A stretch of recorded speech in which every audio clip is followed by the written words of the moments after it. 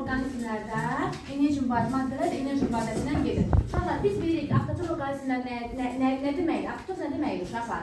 Özləri qeyri-üzvü maddədən üzvü maddə hazırlayırsa, bu nə sayılır? Avtotrof orqanizmlər sayılır. Özləri hazırlayırsa. Qeyri-üzvü maddədən üzvü maddə hazırlayan canlılar üç aləmə aid edir. Bitkilər, heyvanlar və bakteriyalar. Göbələklərdə nə yox idi?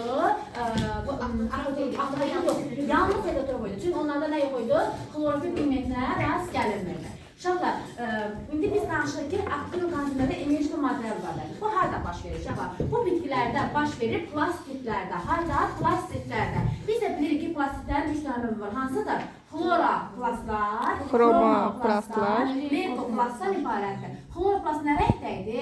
Yaşıl rəngdə. Yaşıl rəngdəydi. Xəzan baş verəndə xloroplast nəyə çevrilirdi? Xromoplast. Xromoplast nə rəngdədir? Narıncı, qəhvəyi, sarı olur.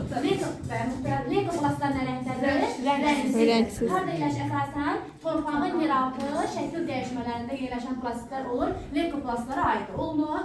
Budur, amma kartof yaşıllaşanda, məsəl üçün, kartof yaşıllaşanda xloroplasta çevirir. Oldu. Uşaqlar, plastitlər iki membranlı orqanizmlərdir. Nədir iki membranlıdır? Onun daxili membranları qırışıqlı, xarici membranı isə hamardır. Nədir? Daxili membranı qırışıq, xarici membranı isə hamardır. Bunun daxili membranda olan qırışlar tilakoid sayılır. Nə sayılır? Tilakoid. Bu tilakoidlər üst-üstə yığılır, nə əmələ gətirir? Qranullar əmələ gətirir. Baxaq bir dənə. Bax, bunlar tilakoidlərdir. Tilakoidlər üst-üstə yığılır, nə əmələ gətirir? Qranullar əmələ gətirir.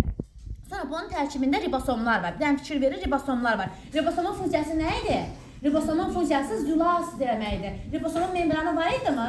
Ribosomun membranı yox idi, membransız idi. Bir balaca, bir böyük hissəsindən ibarət olub, zülaz sintezində iştirak edirdi. Bu ribosomlar çoxlu olanda nə sayılır? Bax, gördünüz, çoxlu olub, cərgə şəklində düzülüb, nə sayılır? Polisom əmələ gətirir. Nə əmələ gətirir?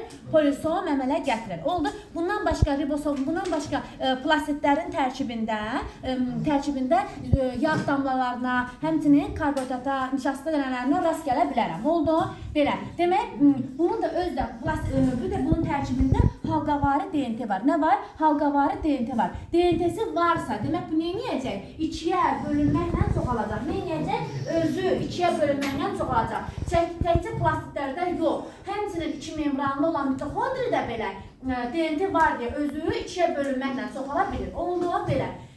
İki membranlı orqanizmlər onların ikisidir. Dedim mənə, daxili membran qırışıqlıdır, tilakoiddir. Tilakoidlə birləşib qan əmələ gətirir. Amma bunun daxili maye mühitlə biz nə deyirik? Stroma. Bax, bunun daxili maye mühitlə biz nə deyirik? Stroma deyirik. Uşaqlar, plastitlərə ki, baş verir fotosintez hadisəsi. Fotosintez qeyri-üzvü maddədən üzvü maddənin əmələ gəlməsidir. Amma nəyin hesabına? İşıq şüasının hesabına. Bu da baş verir iki mərhələdən. Bir var işıq mərhələsi, bir var ki, qaranlıq mərhələsi. İşıq mərhələsində əvvəlcə işıq mərhələsi olur ki, bu işıq mərhələsi də işığın olması vacibdir. Nədir? İşığın olması vacibdir. İşıq mərhələsi harada baş verir? Plastitlərin tilakoidlərində. Harada? Plastitlərin qırışlarında olan tilakoidlərində baş verir. Burada elektronlar yerləşir. Biz nə deyir? Deyir ki, işıq şüası düşür elektronlara. Elektronlar həyəcanlanır. Neyini? Elektronlar həyəcanlanır. İşıq şüasının hesabına elektronlar həyəcanlanır və o ayrılmağa başlayır və fermentlər tərəfindən ADF-in ATF-ə çevrilməsi baş verir. Nə baş verir? ADF-in ATF. ADF nə idi? Adenozin difosfat. Nə idi? Adenozin difosfat. Burada ki fosfat olduğuna görə neçə bakteriya rabitə olmuşdur? Bir dənə. Nədir? ADF çevrildi ATF-ə. Yəni adenozin trifosfata çevrilmə hadisəsi baş verir. Sonra nə baş verir? Suyun fotolizi. Nə? Suyun fotolizi. Fotoliz nə deməkdir? Foto işıq, lizis parçalanma. Yəni işığın təsiri nəticəsində su parçalanır. Kirvenin suyun parçalanma hadisəsi baş verir. Yəni bu zaman nə əmələ gəlir? Hidrogen iyonunla sərbəst oksigen əmələ gəlir. Nə əmələ gəlir? Hidrogen iyonunla sərbəst oksigen əmələ gəlir. Demək, işıq fazla nə əmələ gəldi? ADF-dən ATF-in əmələ gəlməsi, suyun fotolizindən sərbəst oksigenin əmələ gəlməsi nə oldu? Baş verdi işıq mərhələsində. Uşaqlar, ikinci fazanın adı qaranlıq fazadır. Bu qaranlıq fazada işığın olması vacib deyil. Nə deyil? İşığın olması vacib deyil. Artıq bu qırışlarda baş vermir. Daxili maye mühitdə baş verən prosesdir. Bu zaman nə baş verir? Bu zaman isə əmələ gəlir nişasta. Yəni nə əmələ gəlir? Karbohidrat. Biz demişdik, işıq şüasının təsiri nəticəsində bitkilərdə qeyri-üzvü maddənin əmələ gəlməsi demişdik. Bu üzvü maddə hansı idi? Glikoza. Bu harada baş verdi? Qaranlıq mərhələdə. Mən həmişə sizə nə deyirdim uşaqlar, bitkilər niyə fotosintez edir? Sənə oksigen verməkdən ötürü eləmir ha əslində. Özünə şəkər hazırlamaqdan ötürü edir. Neyini? Özünə şəkər hazırlamaqdan ötürü. Gördün, oksigen əlavə məhsul oldu ki, bu oksigen nədir? Xaric elədir. Düz demirəm? Qaralma mərhələsinin məhsulu nədir? Glikozadır.